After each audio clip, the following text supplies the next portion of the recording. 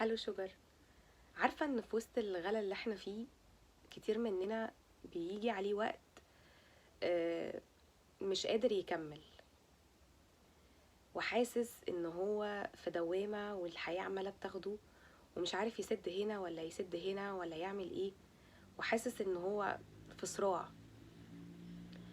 ومستني حاجات كتير من ربنا وان هو يكبر بخاطره نتيجة السعي اللي هو بيسعى ليه.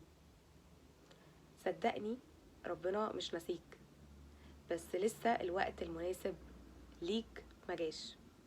ان مع العسر يسر. بتضيق قوي قوي وبتيجي يعني تتفك بسهولة.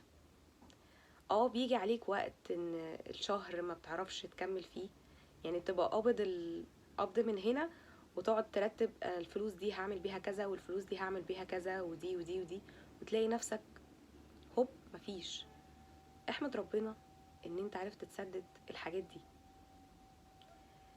ممكن تيجي وانت بتكمل اخر الشهر تلاقي نفسك محتاج فلوس عشان تروح مثلا مناسبة معينة لحد، عيد ميلاد.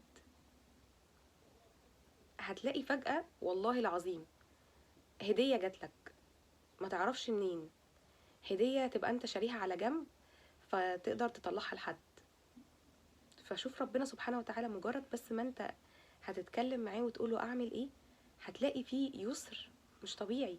والله العظيم زي ما بحكي لكم كده، هتلاقي ربنا سبحانه وتعالى حلها في لحظة، مش عارف ازاي منين. فما تفكرش في رزق بكرة، لان هو اصلا مش بيسألك على عبادة بكرة. فكر في رزق النهاردة، قول يا رب. فكر مع ربنا، اتكلم معاه. سمعك على فكرة وشايفك، شايفك وسمعك وحاسس بيك وفرحان ان انت بتلجأ ليه. اوعى تلجأ لحد غير ليه. شكرا.